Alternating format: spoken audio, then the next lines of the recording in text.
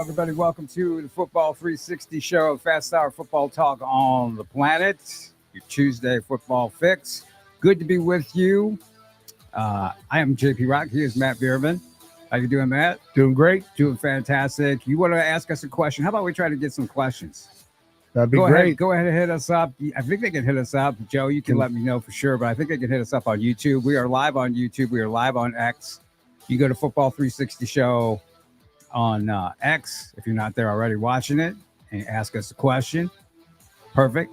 And definitely on YouTube, hit us up, ask us a question. You can also go to our personal social media, JP Rock Scout U on Instagram or JP Rock MO on X. And Matt, yours are Elite Football on X and Elite Football Academy on Instagram. Perfect. So another great week of football in the books for us. How was your football weekend? Weekend. It never stops. It all blurs together. It does all blur together.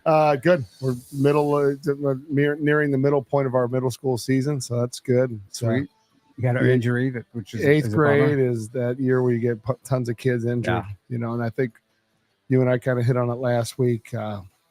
It's tough. Kids are getting pulled in so many directions, playing so many different sports. I mean, I talk to people all the time that their kids, playing 3 sports in the fall, and football is just a really hard one to match up with other sports. With the physicality, it really is, and I know that it's not as intense as high school ball, and you can play multiple sports when you're younger and stuff like that. But you're absolutely right. If you're going to dedicate yourself towards football, you really got to protect yourself. You really got to focus on that because it is a totally different animal. It's hard. I mean, I think that you talk to most doctors, they would tell you straight up, like, hey, it's a bad idea, especially on the same day. Because freak accidents are going to happen. I mean, whether you're doing other sports or not, but the averages go up. The more stressed your body is, the more, you got to sleep, you got to eat, you got to rest.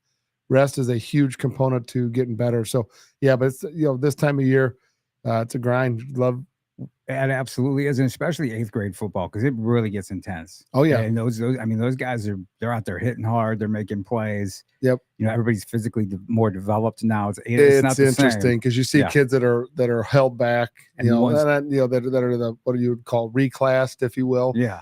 The 14 and a half to 15-year-old playing in middle school and 8th grade, that'll be 19 as a senior. I mean, I watched some film last night of a team. 2 of the private school feeder teams, and there was probably 4 boys that you're looking at going, not great football players, really good athletes, but clearly look much more mature and developed, and just look like they're playing on a different field than the other kids. I mean, again, from a route running perspective and just overall athleticism on the high scale, overall football acumen, and just like, playing backyard football is what it looked like to me. Well, that's true. So those guys are hard to tell how they're going to develop if they don't get the right system. It really is. You can see the athleticism. I know when I watch it, I'm like, okay, that's a guy athletically. Mm-hmm. That's a guy athletically.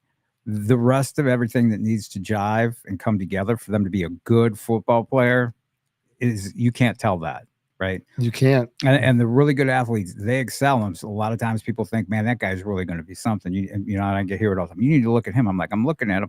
Yeah. Looking at him. Is he going to do what is required to develop and get better and all those things? And, and that's what it stinks when you see kids that are really good and love the game that get hurt. And you get guys that are out there, just kind of run around that are really good athletes, but really could care less about the game of football at this point, because a lot of them still think they're basketball players or baseball players or whatever it might be. Or they're so used to getting by on their athleticism. They're not going to put the time in to do the training to become a good football player.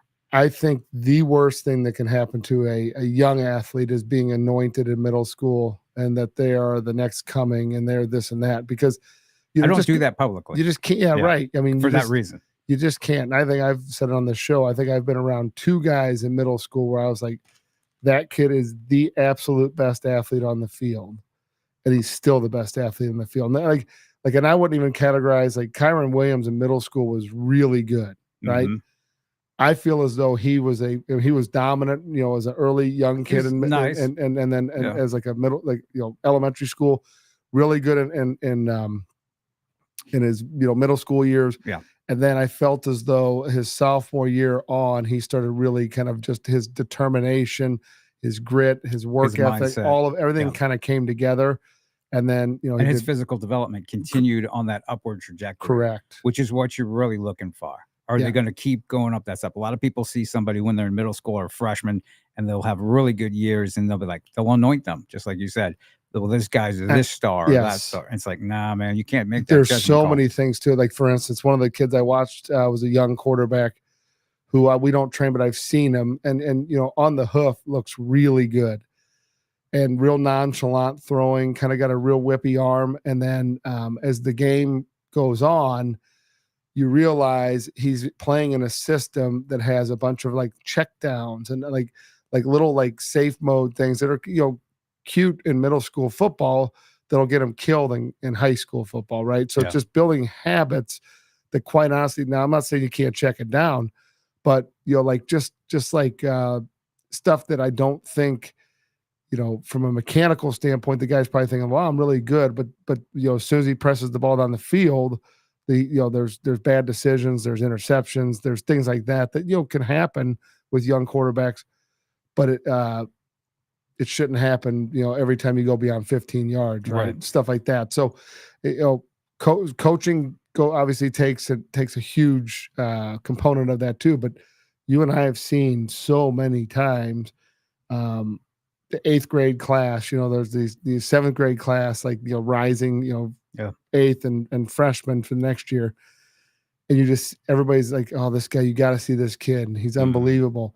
And I always want to look at like, okay, how physically mature are they? Because I know what the bulk of the boys are not really that mature, right? So if you're ultra mature or a little older, right, and that's why you're mature, then it's a problem, right? Yeah. If you're just mature because you're just a good athlete and your body's just ahead of the curve and you're the same age, those guys typically bode well, right? But the guys that are a little older, you know, long term, if they don't get the height, if they have their full size that they're going to be, or most of it, or 80% of it, you know, by the time now, then that's peaking. It is called peaking. And so what's interesting is that you will see guys who are that guy, right? They're that athlete, they're physically mature and dominant. And there will be a guy on their team who's like, all right. And what's fascinating is to watch the all right kid pass the superstar up. And I see it a lot. And the parents freak out about it because they do freak out. Because, you know, when you're in the middle school age, it is really, you're under a microscope because you're way more intimately involved when your kid's on a middle school team because of the practices and the parents and all that stuff. The games are more intimate, right? You get to a high school game, bigger stage. You're less in control because the kids are high school coaches. And so you kind of lose a little bit of that, right? And so like the parents, which can be tough. Because then a lot of parents will think, well, hey, you know, the coaches are screwing him over. He was unbelievable. Don't they know what he did in 7th and 8th grade? Right. And it's like, no, like it's like we talked about last week. I want to see, like on all my kids that are on my team, I want to see, are you better than you were last year? And are you better at your core competencies, right? If you're a receiver, are you blocking better? Are your alignments better? Is your stance better? Are you catching the ball? You know, are you running with the ball after the catch? Are you blocking downfield? Are you able to do scramble? You know, your scramble rules. All those things become really important as a kid starts to progress. And then love to see that. Yeah. And if they are doing that and they're getting some adulation and some congratulations and all that stuff from doing what's right, then you think in your mind, you're building this person who is feeding off of getting better, right? And so if they're getting better, the ultimate goal is to win, you know, games in high school. But ultimately, let's just call it the way it is. I think a lot of people think this is unpopular, but from the parents' perspective, yes, you want your team in high school to do as well as they can. But at the end of the day, they do not recruit teams that win state championships. They don't recruit teams that win conference and district titles. That's for the team. That's for the coaches. That's for the morale of the student body. That's who that's for. Yeah. But ultimately, your 4 years will end. And if you desire to play the game, you cannot play at XYZ school. And I think that's where there's a lot of rub because, you need ultimate buy-in from the team because it's a team game, right? So the coaches really push that. But sometimes people lose the vantage point of like, hey, this guy is going to progress and go on. So like, I will tell you, we have guys that have come out of our area. And if you just watch, there's certain programs where kids go to colleges and they do not excel when they get to college. That to me would be an indictment about what was taught to them when they were in school, right? And a lot of those programs are the ones that are like, hey, you should not, you don't need, we're going to help you. You don't need to do any outside training. We got you. And I can tell you, if you don't know how to pass set at a high level and you haven't been working on it for 3 or 4 years before you get to college, you are in a world of hurt. I mean, you have no idea how deep the water is because those dudes on the other side are getting paid NIL money and they know how to pass rush like nobody's business. Well, and they're grown men. And it is a business. And so much is important of the game is the system that you place your child in. Right. And it's great. And I see kids who would, well, this is where we live. This is where we're going to go to school. But if you really have those kind of aspirations, you really need to be particular and do your homework and find the right system. And most parents couldn't tell you what the right system is for their kid who's playing football. Well, no, right. I mean, most people, it's either it's convenience, right? What's convenient or for them. They might buy into what somebody's coming and telling them. Correct. Just what you said about, hey, come here, look, we got these dudes and all these dudes are getting looked at. Well, getting looked at is great, but it doesn't guarantee anything. Yeah, they're getting looked at, or maybe there's 4 dudes that are going to play college football, but you look nothing like them, right? And you don't match their measurables, right? Then you're going to have different people looking at you, exactly, which they may have looked at you at any school, right? Because I am a firm believer that if you have the skill sets, they'll find you. They will. I mean, and you're Most doing the time. right things. Yeah. You're doing the right things. You're around the right people. People are promoting you. You're promoting yourself through great play, all that stuff. People will find you, right? I mean, most of the time it can be pretty tough, though. Yeah, and I mean, there are some obscure, places. And that's why, I mean, so my football week was Thursday night. I was at the Lindbergh Hazelwood Central game. Want to talk about Hazelwood Central a little bit. It's interesting to see what has happened with that program over the years. Jason Wells is the head coach there now. I used to coach at U City. I know you're real familiar with him. Doing the best job he can. Had most of the top young players on his team, or that was on the team last year, either graduated like Tion Gray and Brandon Mason at Oregon and SEMO. The other guys transferred to East St. Louis, Parkway North, top players, or Lee Summit North. All right, that's tough. There was a player who did stay, young player. And I want to give him a shout out. His name is Julius Reed. And I talked to him after the game. And I'm like, you could have went like everybody else. And he's like, yeah, yes, sir, Mr. Rock. He's like, but it's about loyalty with me. He's like, this is my home. And I just want to show people you can stay here and succeed. Yeah. And man, that meant everything to me. I'm like, you're going to be successful in life. Man. He's learning a lesson. And so that it is bigger than going and getting, and that team last year was good, not great. Right. And those guys that went on probably underachieved. Well, they definitely underachieved. And I think they fight some issues at the school, talking to Coach Davis, who was there last year. I think he's moved on. He's got other things. He's got other interests. Beautiful brand new field though. Oh, yeah. Lights. Nice setup. All the Hazelwoods, really they got nice. They did a first class job. Everybody's got lights now. Yep. Which is really nice. Right. Yeah. So, but I do think, they're fighting an uphill battle. I mean, the number of kids, I would say that you say, hey, where do you live or whatever? Oh yeah, I live right across the street from, Hazelwood Central. I mean, the really nice houses there. It's a great community. Where are you going to school? East St. Louis. Yeah. There's guys that go all different places, right? Yeah. CBC, DeSmet, or CBC, DeSmet, Marquette. Marquette SLU. Whatever. Yeah. Like it. Yeah. I mean, you hear different school names because you talk to people and they live in different areas, but kind of in that corridor. And it's tough because Hazelwood Central, Hazelwood East, which Hazelwood East has found a way. They have. But they've probably kept their guys there, but they've also had the same coaches, which has not allowed a bunch of kids to leave, right? And because you get some continuity and trust. And Coach Cole's doing something good there, Yep. So, as a parent going through like the where you're going to send your kid thing, you got to look at all things. Yeah, obviously there's more to it than football, but if your child, if that's that's their thing, or if it's softball or if it's baseball, whatever it might be, they have different outlets through club teams. A high school choice for football is very, very important because 7-on-7 is not going to be how your kid is going to help develop. It's not going to help them get recruited. It just doesn't work that way, right? The other sports, baseball, basketball, softball, those coaches can go to AAU or go to club sport things in certain times of the year. They can't do that with 7v7 football.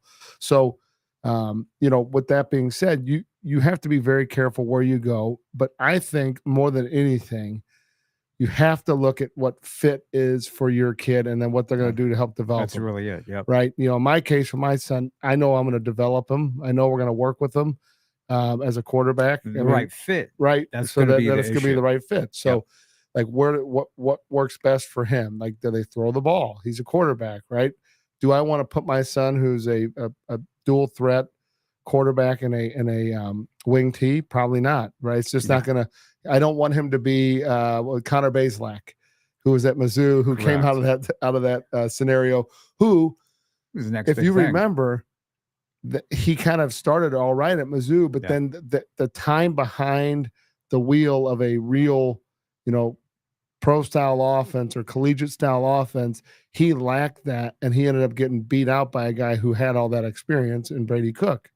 So he had some bad injuries, things like that. But the sad thing is that system probably did not set up for helping him develop to be a college quarterback. Correct. He had all the tools. Yeah, he had all the tools. Actually, I think he's at Indiana now, isn't he? I think he ended up leaving there too. Did he leave there? I think he's pretty much done. Is he done? I think so. Yeah. But yeah, he's been at a bunch of different schools. It's funny, just not to veer off it, but when he was signed with them, he was the next guy. He was going to be the guy. And there's been several of them. There's been guys from Georgia who are the next guy, and Connor was the guy, and Mr. Cook just keeps on cooking. And then you go back to not highly recruited. I mean, he got the offer he wanted. Should have been highly recruited. Yeah, he got the offer he wanted. He accepted it, and then the rest is history.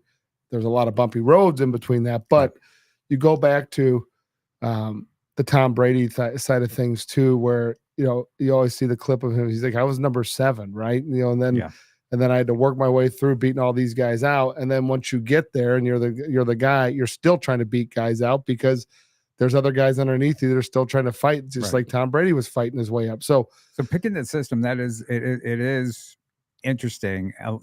We're seeing some schools, particularly private schools. There's some public schools who seem to be stockpiling players. Mm-hmm. So picking that fit, you don't want to shy away from competition, but you got to know when is the time and how long do you stay and when do you make that move? So, I was talking to one of my college FBS coach, a buddy of mine, and I said, hey, I had a question for you.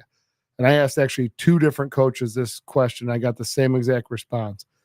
I said, if you could send your child to a top flight program that's going to compete for state titles year in and year out, but they have to wait to play till they're a junior, or send them to a average. Yeah, I know what my answer is. Right? He said average place where they can play as a freshman or sophomore. And they said if the system fits, you got to go send them where they're going to play because they want to see them on the field. Yes, they don't care about the state run or whatever, the extra 3 games or whatever it might be. They care more about because that freshman and sophomore footage becomes hypercritical, right, to your success in recruiting. Right. And that's exactly my call too. When I talk to kids or I talk to parents, I'm like, you want to go where you're going to play. You're going to go where you're going to be able to showcase your skills. Yep. If you have aspirations for it, because you're right. There's kids who were great in middle school. There are kids who I saw on their freshman team last year. I'm like, man, and then I look and I see they're buried. They're not touching the ball. And I'm like, this is kind of crazy. How's this happening? How that's going to shake out is always interesting to see. There's one particular case that I want to talk to you about off the air. That's kind of like I'm like, huh. But so you really do have to pick. You really do have to find the right fit for your particular kid. And I'm not down in any particular program, but when it really comes down to it, it's about your kid. And you should always 100%. You should always be the advocate for your kids. So don't let anybody talk you into, yeah, but we're going to do this, we're going to do that. We're this many times a state champion. We're about to be a state champion. We've done this. We've sent this many kids. You have to find what is perfectly the best fit for your kid individually. And so the moment you realize, and this is at youth level, middle school, high school, college, obviously pro is a business, college is a business, High school. but if someone's telling you, hey, we're gonna do this because it's in your best interest, right? Like we're gonna do this, we're gonna be this, we're this team and this team. Understand they're selfish. Like the thing that they're gonna knock you on is being selfish. Yeah. Is selfish as well. Like that's the problem and the rub that parents, in the communication, when you hear all the time of like, hey, a coach will not let me talk to they only will talk to my kid.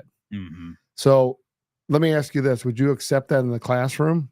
No. Right? Like if there's a major issue going on, if you're bothering a coach about playing time and your kid's a jerk and he's not going to practice and all that stuff, that's a different story. Yes. But if there's a legitimate question and constructive of how you're going to help someone, overcome or get better, and you just automatically just cut the conversation off, because we all know 14 to 18-year-old boys are not well-versed and they're not great communicators. Like we know that. Like that is just part of the maturation process, right?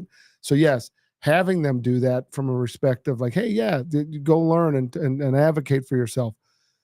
But the number of times I've seen kids get crushed in those situations, when an adult male is in that conversation, they don't get crushed in that conversation. And there's a reason why, because if you don't want that conversation as an adult male, that means maybe there's something going on. If you can't back up exactly what the reasons are, because it's as simple as, hey, Johnny needs to do this, this, this, and this.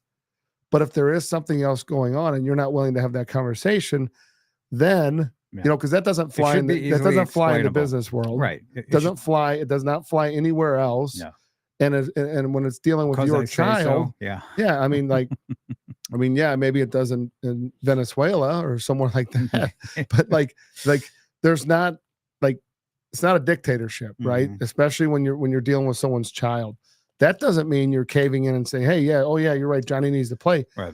But there needs to be conversations had about certain topics. Yeah, and at the same time, you have to be realistic in knowing the limitations of your child, and I'm trying to understand your child's ability level.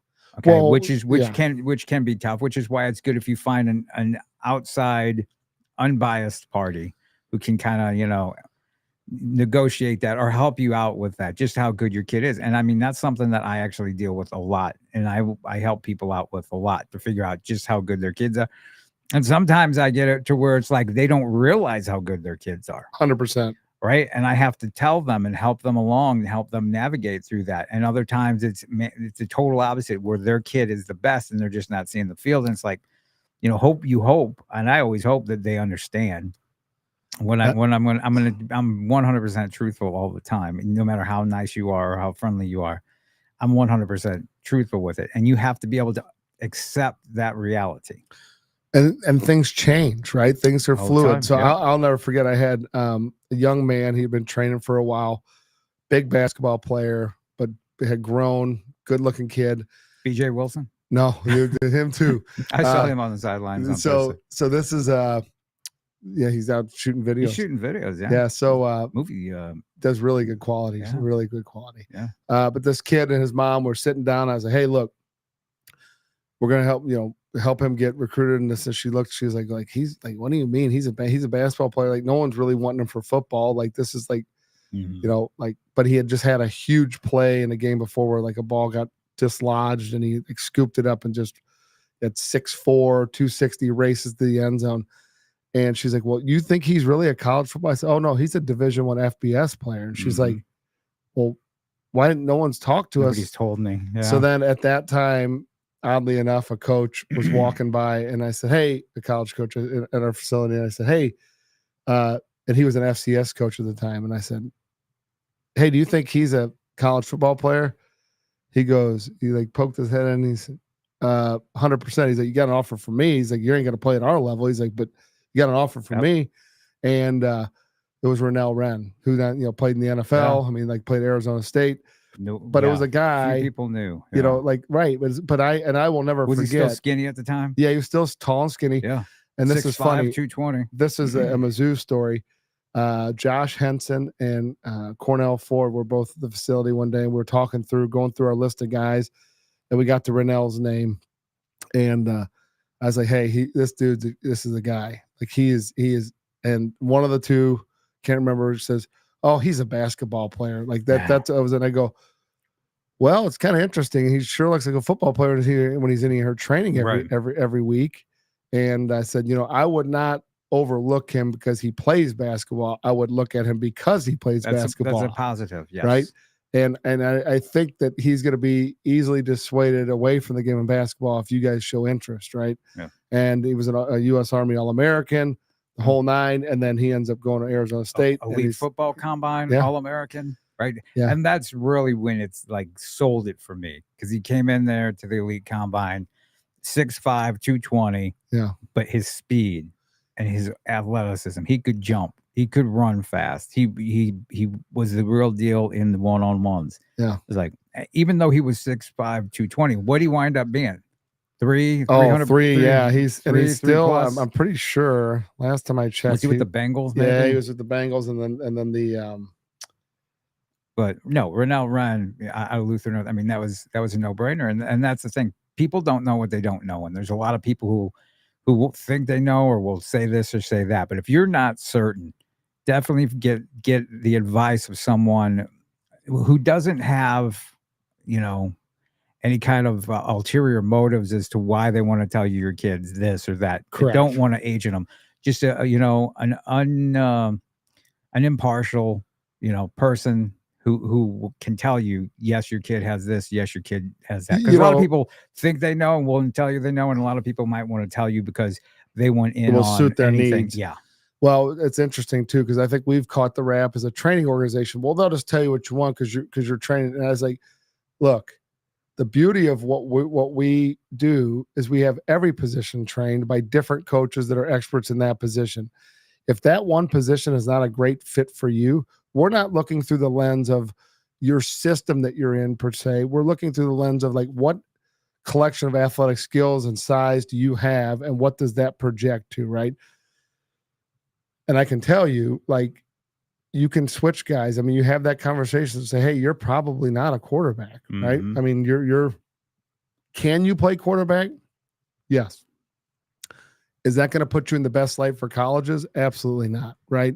And, you got guys that have done that. I mean, the funny story of Trevor Trout, first time he came in, wanted to be a quarterback. I mean, my God, he was a quarterback. See that with Trevor. Big, strong kid, and then he could not throw. Right. And he did one session, and then he moved to receiver. Receiver was not for him. Then he went to O-line and D-line, and that was where he fit, right? And so you look at that, and that's was he already 240 pounds? Oh, he was already full when grown. He was wanting to be a quarterback. Oh yeah, full grown. I mean, already come on, man. But you look at it, and he always would laugh about this. Say, well, I started out training as a quarterback. I mean, and he's not lying. He did. Yep. So Trevor also fancies himself a hooper. Yeah, of course, all football players do. Yeah. Stay away from basketball during football season. For real. And he used to do some one-on-one competitions with Ronnie Perkins. Mm-hmm. You know what I mean? And Ronnie can play. Ronnie can hoop a little bit. Oh yeah, Trevor can too. If you're listening, Trevor. Yeah. So, but look, I know it's a tough choice. We've been talking a lot about it, but you as a player, you got to be your own advocate. As a parent, you got to advocate for your kid. They're still your kid.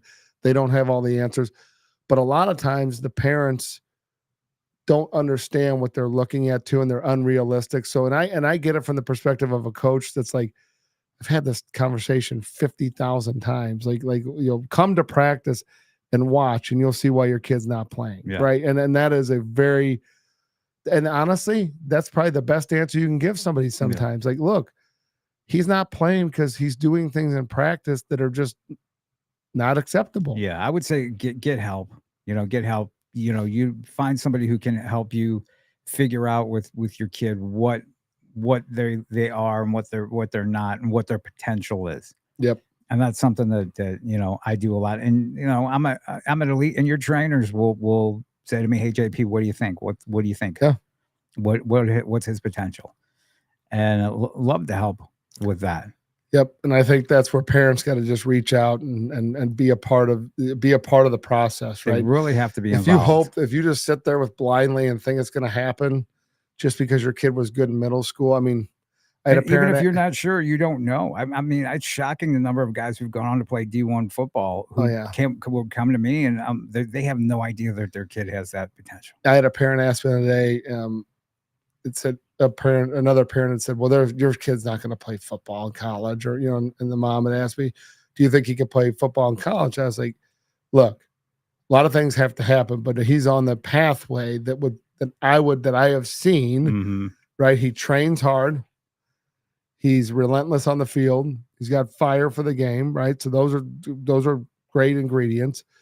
And he has not touched a weight yet. So he's going to start doing that once his season ends. He starts getting going on that. I see him as a guy that's probably going to be a weight room warrior, right? Mm-hmm. So we'll probably the O-line, D-line, linebacker guy is what he's going to probably project to in high school. Yeah. Probably ultimately linebacker, like an outside, like an edge guy can play in and out. But I think those are things you don't know. But I would say on the pathway he's on right now, he's going to play college football. Right. At what level? We don't know. Right. And the reason we don't know is there's a couple things that have to happen. He's got to finish his growth. He's got to finish, like getting more athletic, all Mm-hmm. those things. But if you were to watch him today and what he's able to learn and able to do on the field, he's going to be high level. And a lot of people confuse playing college football with they're an FBS player or they're an FCS D1 player. There's a lot of levels of college football, and there's a lot of kids that can have the opportunity to play that. And there's a lot of damn good football players at the D3 level, JUCO especially level, now, D2 absolutely, level. Absolutely. And especially like with JUCO, it's forgotten about. It's a great option for guys who are still late bloomers, or they just haven't gotten things right, Speaking of, like a mid-major, not great school, New Mexico State, their quarterback came up and played for Vanderbilt last week. And so that would be considered, like a lot of people go, oh, well, that's not great football, right? Well, almost beat Mizzou. Guess what? That kid transferred there and got his shot and damn near beat him, right? And, watching it as a fan, very frustrating. It's like, put a spy on that guy. They didn't. I don't know, or maybe they did, and the guy's that good. Yeah. But they, that quarterback, is he going to be a first-round draft pick? No, but man, he played a hell of a game, and he kept Mizzou on their toes the entire game. Your journey as a football player is completely different from 10 years ago. Definitely from 20, 25 years ago. Your football journey, it can take a lot of different paths and a lot of different ways, starting from, like you said, from middle school all the way to this guy, right? Yep. And once you're in college, it's not over, There's some guys who I think, and they're going to sign with some schools if they stay committed with their commitment, who will have the opportunity to play at an even higher level. They just don't know. The schools just don't know enough yet to give them that opportunity. But you see them, and I'm specifically talking about some quarterbacks across the state who just ripped up out of the ball, right? And just having monster seasons. I mean, just, I'm talking about the Brady Davidsons, Hoyt Gregory. My goodness, what a year he's having. And, Lindenwood, that's a good fit. It's a good school. I mean, his talent level. You even look at a kid like Carson Boyd. But see, that's a good fit. But right. Carson Boyd. But you get there and you're there for 2 years. Say things go well for you. Where do you want to go? You're worth more money. Yep. I mean, and that's not taking anything away from Illinois. No. But there's more money above in the higher ranks of the Big Ten and the higher ranks of the SEC with those schools that want you, right? He can run, he can throw. I mean, they went down. I watched some of the video. They went down to St. Augustine. Damn good football in Louisiana, and showed well. I mean, they got him. Just like I think East St. Louis the week before went to Pennsylvania against a team and just these schools. Luther North went down to Alabama, played them tough. And it's the thing. And Carson Boyd, I mean, in my rankings, there's a reason that he's the number one quarterback, and enormously talented, immensely talented 2025 class. He can run too. He can man. do He it. can throw. He can do it all. He's Yeah. smooth. He plays at a different speed, right? Everything unfolds for him at a different speed, and you see him out there, and it looks effortless. There are dudes like that. I know Brad Smith they used to talk about Brad Smith. Man, he looks like he's moving in slow mo. He was that guy, right? Things just unfold for them differently. They see it differently. The game comes at them different. Carson Boyd's one of those guys. Yep. And for whatever reason, I think I know the reason, but bigger schools didn't come calling, right? Same with Brady Davidson. And it makes you wonder, but that's really on the schools. That's not on the kids' talent. Absolutely not. That's the schools. Okay, if you're out there listening and you're like, how come bigger schools aren't recruiting me? They do not have confidence in their own evaluation process. Correct. That's 100%. It's not you. It is them. You've heard that, right? So it's the same thing. So you talk to Brady Davidson, you talk to Dylan Duff, Carson, all kids we've trained. Carson and Dylan, we've trained obviously more extensively. Carson started at 5 years old. And there's people that poo-poo like, oh, you shouldn't train. There's no reason. Wait till you get a little older. You talk to Carson's dad and ask him what he thinks about starting training when he was a young boy. Yep. And he was a little squirt in there running around, throwing the football. There's a reason why he sees the game at a different level. Right. That's why. And you see, like, I to be honest with you, like I watch it week in and week out. I was talking to one of my quarterback coaches the other day, and I see it with like our 8th grade class is really good. And they compete with each other every weekend. They're all throwing together, and there's probably about 10 to 12 that mix in throughout the year that are all legit. But like some of the drills we're doing, and some of those guys will actually go up with the high schoolers, and they can throw with the high schoolers because they've been doing it for so long. And then you start to see it take place in games, and then you realize like it's not just because they're coming of age and they're juniors or they're seniors. It's because they know what they're doing and their brains are moving at a different speed, right? Mm-hmm. And so that's where you're just hopeful that they're playing in the right system and they have good people around them to kind of cultivate what they're doing and how they're doing it and all that. But clearly, the guys that understand how to throw and then have the propensity to be ability to run, that's the game. Yeah, it's dangerous. Carson came to the elite combine as a 7th grader and was right there with the high school guys. Oh, your boy's the exact same way, right? Yep. Can hang with the high school guys in middle school, and that's a unique talent. That's why you're going to have an interesting call on finding the proper fit. I know you don't like to talk about it. Yeah, no, it's I know you think about it a lot. Yeah, I think about it, and I think that's you have to be the parent at some point, right? You can let your kid make some of the decisions and this and that, but going to college and where they want to go to school is more of a mature, 17, 18-year-old decision. Correct. Where you're going to go to high school, who's going to pay for your high school, how you're going to do all that stuff is a totally different subject, right? But I think but if you want to play in college, right? Yeah. You have to think on it in business terms. And we've talked about this before about how, high school's becoming a business. High school football is becoming a business. Think, I look at it, I certainly, like we were talking about, I place value on playing sooner rather than later, right? And in one term, you could look at it and go, well, you're afraid you just go compete and let it all work out.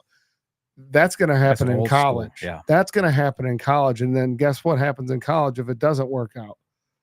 You're back up, you've transferred, right? That's, and there's no shame in that because that's the way. I was talking to a guy the other day. His nephew is a top freshman, sophomore in college football, major Power 5 or Power 4. He is 4 games into his career, if you will. He played a little bit last year. He's transferring after this year is done. Mm-hmm. That's the mindset. Yep. Right. He's going to put up good results, and he's probably going to transfer. Right. And then unless something changes, and the kid's getting paid a ton of money. Yeah. But the mindset already is like, these guys, my surrounding cast isn't great. I'm going to go somewhere else. Yeah. But you got to be careful with that because that's what happened to the guy from UNLV we talked about. He's at USC backing up, Now USC lost this week, and who knows, that could change. But, as it pertains to myself, I'm going through it. I know exactly. I mean, I've seen it happen 1,000 times with other people's kids. I've advised them, and I'm taking my own advice. I think to me, one, they got to be excited about where they're going to school, because that's going to make a big difference in how they show up and take their classes and Right. their overall They do have to enjoyment like of the life, school. right? Yep. Where they're comfortable, and at the same time though, taking and saying, okay, hey, look, objectively, like if you do these things, you should be on the field as a freshman or as a sophomore or and I'm not a huge proponent of like a freshman playing varsity football. Like it's great when it happens, but usually it happens because the cupboard's bare and you're rebuilding the program. Unless they're an exceptional talent. Unless they're exceptional talent, right? Yep. And so, but like Missouri doesn't set up extremely well for that, because like, in Alabama, they can play those 8th graders up, right? Mm-hmm. And so like some of those, like the number one quarterback in the class of 2027, I think, is an Alabama kid who won a state title as an 8th grader. But wild. If you look, it was full of like, 3, 4, and 5 stars on his team. He's just chucking the ball up to him. Guys. So, but that experience is going to bode well for him. So he'll be a guy who probably graduates early, goes to a big school, goes to Alabama or Auburn or wherever, Georgia, wherever he's going to go. But yeah, those things to me are really important. And I think parents have to just be objective about what do you hope to gain from it? Because there is more to life than football. Right. But if that's what you want to do, you cannot be blind to the fact that there are strategic steps to take. Correct. And I think that's where we're having conversation with coaching staffs. And this is no different than recruiting. My experience is high school coaches tend not to lie as much as college coaches. When I say that, I say a college coach sometimes might not be lying. He might be telling you what he believes, but there's someone above him that's telling him this is how it's going to be. And he's part of a business. Yeah. He's conducting business. So in the business world, it's not necessarily referred to as lying. No, it's just creative storytelling. Exactly. Yeah. You're just doing business. But the worst thing that I've ever heard though is a kid not willing to pull that trigger and transfer because they want to be with their friends. Oof. And I've seen, and there's some kids that I know now who are doing that, and it's like that. But see, that tells me they don't really want it. Right. They don't really want to play college ball, or they don't care. If they do, they do. If they don't, they don't. And that's not. That definitely exists. Like, and the problem. You got to find that out from your kid too. Yeah, right. You got to figure out hey, you can't want it more than your child. Correct. And I see Correct. A lot of that. Oh yeah, that is, I would say, probably the biggest battle. And so I've seen it, where the kids is, you have a kid that grew up in public school, then goes to a private school. I would say my experience with all the private schools from across our region, the vast majority of the boys that end up going there, and some of them just came out of parochial schools, so that was kind of a foregone conclusion. They were going to go to one of the 3 or 4 high schools that most of the kids from that school go to. But by and large, the vast majority, if you ask them how they like the school they're at, they love it.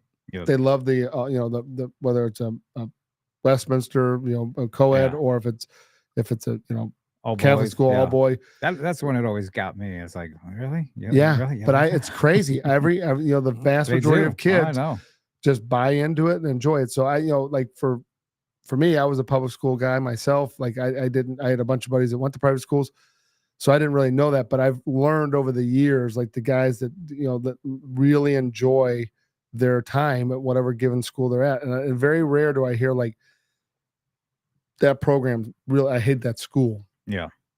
Program might not be a good fit, right? But the school 9 times out of 10, I think that they're in business for a reason, right? Yep.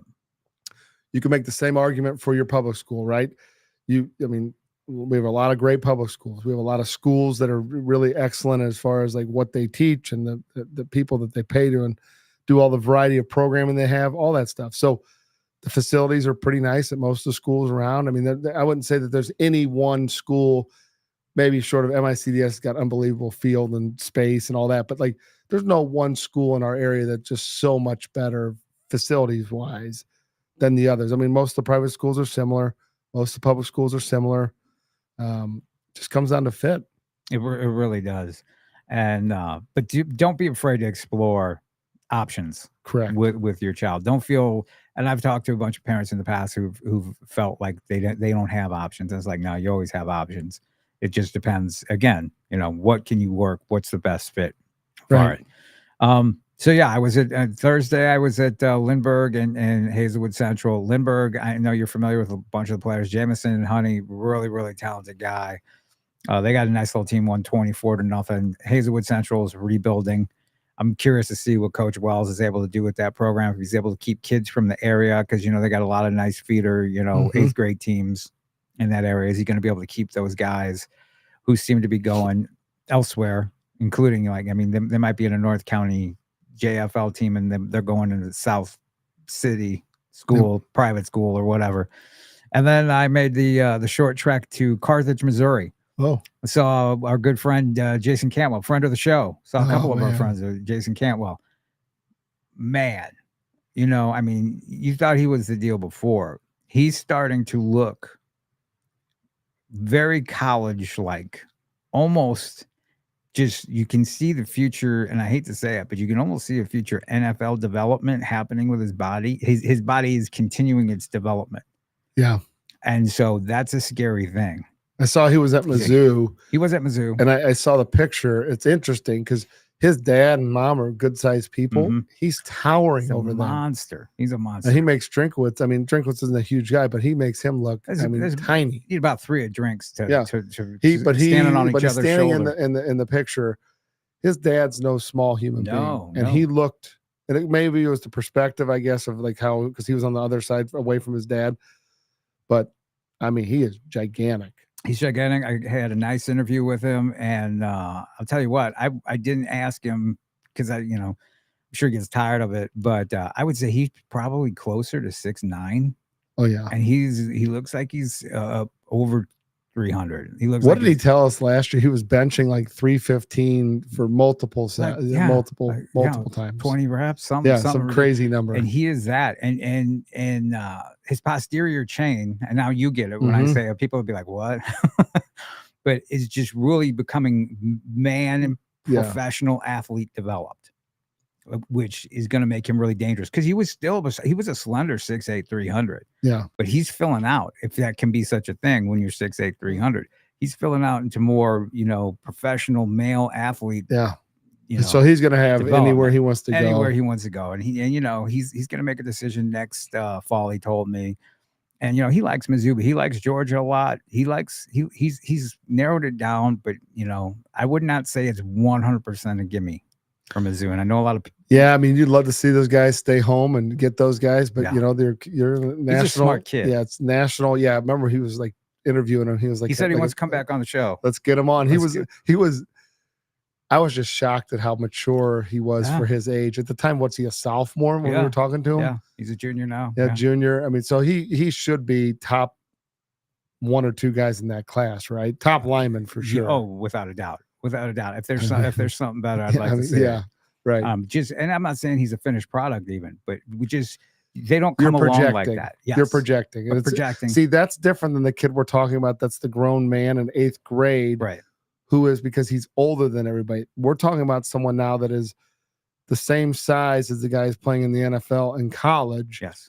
So we're not projecting in the sense that like, hey, this guy's gonna be. He now just has to fine tune his skill sets, which, part of his process should be who's going to help develop me into an NFL lineman and who's going to help me become the best lineman I can be. And he's working towards that, which is great to see. See, here's a kid who's a 6'7". I mean, your man size in 7th, 8th grade, you're 6'7", 260, whatever you are. Right. But he has not just rested on that. And it is because of his parents, I'm sure, being, Olympians. Olympians, that you're going to keep working. You're going to have a good work ethic. You're going to put in what needs to do and keep building. Right. And that's exactly what he's done. He is such a down-to-earth kid and just not going to rust on his laurels. And we talked about the show, and anytime you want him to come back on, he's like, I liked it. He's like, it was a good time. And he's such an easy interview. Yeah. And he's like, I've had people like interviewing me since I was like in 8th grade for everything. Cause he's also, he could be an Olympic track athlete. Right. That's right. If he wanted to. And he's got a teammate, a 6'5", 290-pound kid who I, named Hayden Mays, who's also a junior who went with him. You might have seen a picture of that, him standing next Yeah. to who Jackson's still way bigger. But this Hayden Mays kid would be Jackson if there was no Jackson. And he's going to benefit from having Jackson on his team. Correct, which is, Mizzou sees him. Yeah, people don't realize that too. Like that happens a lot. Like they'll be watching film on somebody and like, wait, who's that guy? Right. Yeah. So that's why it's important to bust your ass on every rep Yes. and do the best you can, because they might be looking at linemen and they could see a running back. They might see a quarterback. They might see a DB on an opposing team, whatever it might be. You don't know who's watching. Right. And the Mays kid is, and Jackson was telling me, he's like, if I wasn't the best thrower, and because, and he didn't mean it in like a braggadocious way, but he's like, if I wasn't like the best thrower, he's like Hayden's the second best. He's like, he'd be winning the titles. What are the odds are at the same school? Isn't that crazy? Right? You know what? That area is so cool because it was Carthage at Nick. It was Nick's at Carthage. Man, it's cattle country. A lot of cattle.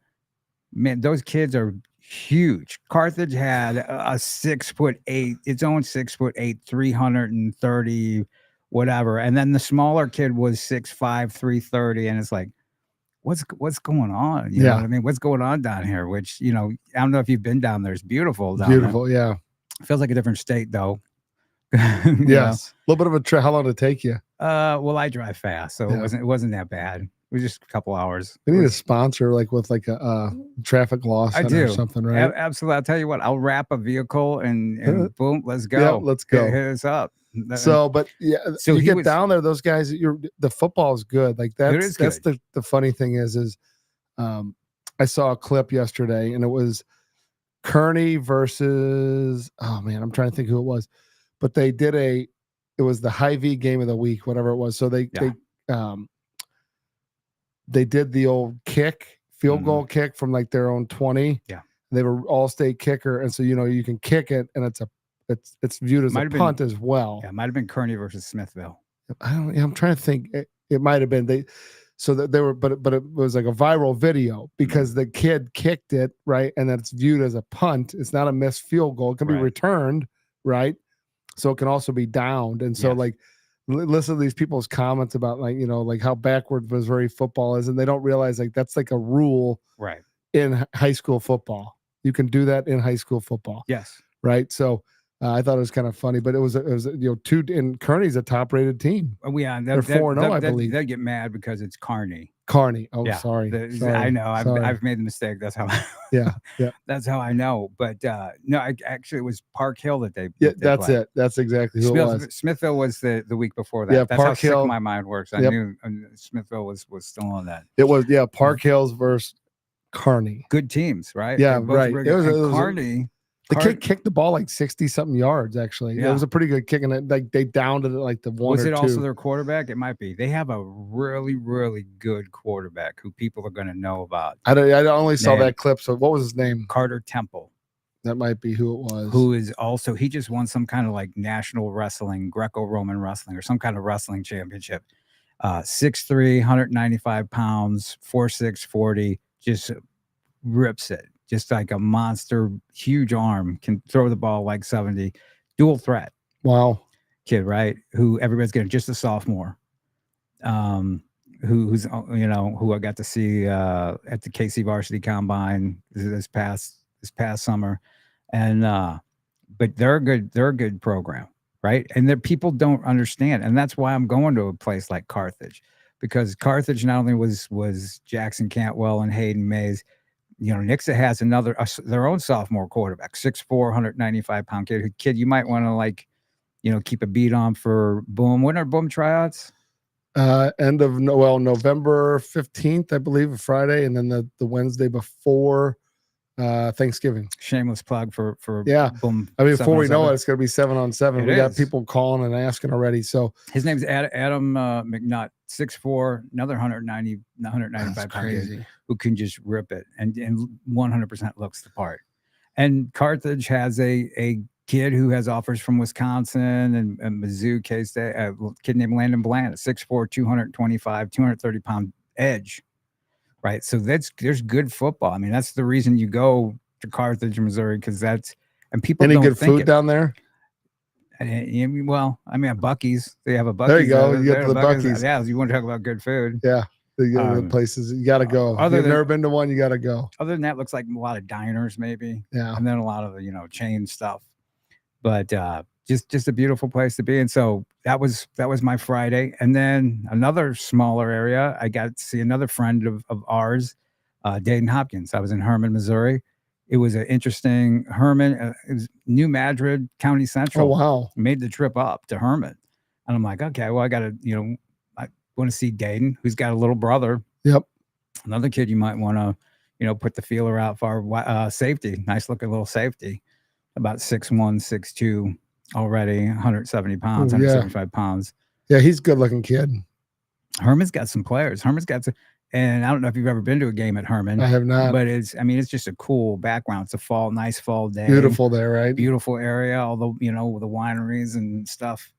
And they've got some players. Dayton had a nice game. Their quarterback, another friend of Henry. He's a little dinged up, I understand. He's a little dinged up. They held him out just on a precaution. But, he's looking good. He's dropped his extra weight, and he was telling me about that. Yep. And he feels more mobile, has more energy and everything like that. That's good. So that's unfortunate that he was a little dinged up. But Dayton. Hey, speaking of quarterbacks with weight, mm-hmm. We didn't really talk about it, but Kyron Ellaby was like the national talk 2 weeks ago, right? Of all these different shows. To see it. And but I think he went 13 for 13, or no, 11 for 11 this past week. Yeah. In a win over Lutheran St. Charles, who they probably were outmatching. But anytime you're 11 for 11, 10 for 10, 15 for 15, whatever it might be, that's saying something in high school football. Kyron Ellaby really well. Yeah. Right. Oh, yeah. No. And so we've talked about him before. And I think we've talked about him on the show. Again, another very well trained, great technique. Yep. Super great, quick release. Ball gets there in a hurry. Yep. Very accurate. It's amazing. And I've had this talk with Coach Cruz. I'm like, man, if he slimmed down, what would he be? Who would be after him? Right. I don't know at 200. Well, 65, 270, whatever. I know he's big. He's big. 286 he's a big boy. Was the last time. But then his brother Cam, who's at Pattonville, had a game-winning drive this past week. Had a heck of a game. Really deserves a shot. And he's a guy definitely deserves a shot to play college football. Couldn't be a nicer kid. I mean, they're both great guys. And then their older brother, Caleb, who was a hell of a player at Pattonville and then at Western Michigan, then got picked up by he was with the Seahawks and then kind of bounced around. Then he was in the XFL. Right. And then the XFL kind of went under. Right. So he kind of lost, or reimagined itself, and then he kind of got caught in the shift with that. But and there's another Ellaby that's 285 pounds, but he's playing the position he should be playing. He's a D lineman, right? He's an offensive lineman, just a sophomore who's probably a college player. Yeah. So what a family. But I'm really curious to see what happens with Kyron. Good kid, awesome kid, yeah. Heck of an arm, really good quarterback. How much will that affect his recruitment? Right. That size. I mean, I know the media loves it. Right. Who is that really big quarterback? Hefty lefty, Jared Lorenzen. Jared Lorenzen. Yeah. Right. He was the he was 300 pounds. Oh, he was big. Yeah. He was the commissioner of one of the arena football leagues, and we had a ball that used to float around our facility that it's gone now. Was it Hefty lefty? But it was his signature was on there because he was the commissioner of the arena league. So nice. Hey, shifting gears, what do you think about? And we talked a little bit earlier before the show, just off air. Mizzou, we got people that are just hitting the panic button completely. I mean, they're 4-0. Right. I think for the naysayers, when they see them drop from number 7 to number 11 or whatever it was, to me, it's just a sign of disrespect, right? It's like they're like the odd man out with the SEC, good old boys club, like as far as voting and they've never gotten. I mean, they won. I mean, you should have known this was happening. They beat a ranked opponent, the only ranked first ranked that weekend, and they dropped a spot that week. Right. And then the following week, admittedly so, they did not play Vanderbilt great, but they won, right? I mean, we've seen Alabama go toe-to-toe with South Florida, and they took them into the fourth where it was trouble. A lot of parity in college football. We saw issues with Georgia early in the season, right? That didn't affect them. But Mizzou can't afford to slip up at all. They can't, and they're not going to get that respect until they just do something big. Right. And that's just going to be the way. You're right. The people who do the rankings, and that's why I don't really pay that. I mean, you do have to pay attention in college football to the rankings, because that now the money's that's where that goes. But Mizzou fans are just going to have to hold their stuff together. And they're 4-0. They're 4-0. That they beat Buffalo, who just turned around and beat Northern Illinois, who beat Notre Dame. Correct. Right. They beat Boston College, who's a solid team, who had another good win this weekend. I forgot who they played, but they had another quality win. And then they've been winning. I mean, not that the Murray State thing carries a ton of weight, but the funny thing about that is like, what are they going to do when they actually lose? What are Mizzou fans going to do when they actually lose? Are they going to try to like drive people out of town? This is where you need to, and I said it last week, I do believe Mizzou fans are not necessarily great fans because they don't know how to handle stuff, because they've never really been there. Right. Well, and so that can be tough. It's just like anything else. You're going to have enjoy the ride, enjoy the experience. You're 4-0, right? You're going to have a really good test this week. If you go down and beat Texas A&M, even if it's not pretty. And I think that's really my thing. My issue with Mizzou fans is like, you have a reason to be scoring it on style points, right? You're winning. And that's the bottom line. And right at the end of the day, like, in the years past, Mizzou doesn't get that win. Right. Like exactly. They don't get that win. So they got the win. Last year, they got it against Kansas State. They had Florida last year, same thing. They miraculous at the end. Win is a win. So a win's a win, right? Granted, I think, and then Brady Cook was quoted as saying after the game, like, he's played Vanderbilt. He's been on the team for 5 years. That is the best Vanderbilt team. And a little side note, the guy, and I saw him come trotting out on the field, Jerry Kill, who was at New Mexico State, is one of the better coaches in college football. Yeah. He's had a bunch of health issues. Well, he came up with that staff, right? And then they go goal line, they go under center, they go, play action, like that. Like they are a different team with that quarterback, Pavia, I think his name is, and Jerry Kill, who ran that system. And if you remember, when Mizzou played them, Mizzou has played them 2 years in a row. So that coaching staff, he knows Mizzou pretty well, right? When he was the head coach at New Mexico State. Right. So now he's there. So, then people are complaining, Brady Cook's not doing this and that. Well, if they can pressure you with 4, that means they got 7 in coverage. You only got 5 receivers. And if they're pressuring you with 4, you got to be able to beat them. But the problem is they have a 2-man advantage to your. So there's some stuff going on there at Mizzou. We'll delve into it next week. We'll find out. I think they got a bye this week. Do they have a bye? This is the bye. I think we'll delve into that next week. They do have the Texas A&M. They are on the road, so this is their first road game. So you're really going to be a test. So everybody, just tighten everything you got up. Cinch it up. Smile though. Yeah, gird your loins. There you go. 4-0. Enjoy it. Breathe. Right. Hopefully you'll enjoy this coming week's football games. You got anything special going on your team? Anything? No, I got a big game this weekend. They're all big games. I know every week. I know you watched the CBC to SMAC game. We didn't even get a chance to talk about that. Huge win by the Cadets. Big win. A second half really big adjustments. I mean, it got out of hand almost towards the end. I mean, CBC is definitely to be a force to be reckoned with. They well coached. That staff's been together for a long time. Like they don't panic. And I think Nick McClellan's coming of age at quarterback. Yeah, and I think that I'm going to be on this side of the state for the first time on a Friday night. I know, right? Wow. Yeah, I know. You're going to grace St. Louis with your grace St. Louis my presence. Yeah, we should have a contest. Where should I go? Well, I think it's going to be wet wherever you're at. So unfortunately, well, that might change my plans. Yeah, it's supposed to be. I think it's going to be wet all over the state. Though. Friday's supposed to be 90% chance of rain. I think Saturday's supposed to calm down a little bit, but looks like Friday for sure. Got to get out the slicker and the rain gear for that. But it's going to be a good time. Enjoyed ourselves as always. You can catch us on social media. There you go, like clockwork. Producer Joe, best in the business, hits it right there. You can catch me on X at JP Rock MO and JP Rock Scout U on Instagram. I'm on X, Elite Football, and Elite Football Academy on Instagram. And all things Football 360 Show, football360show.com. Catch the audio versions on Spotify and Apple as well. And of course, at Football 360 Show on X. It's been a blast. Everybody enjoy your upcoming football week and weekend, and we will talk to you next week. See ya.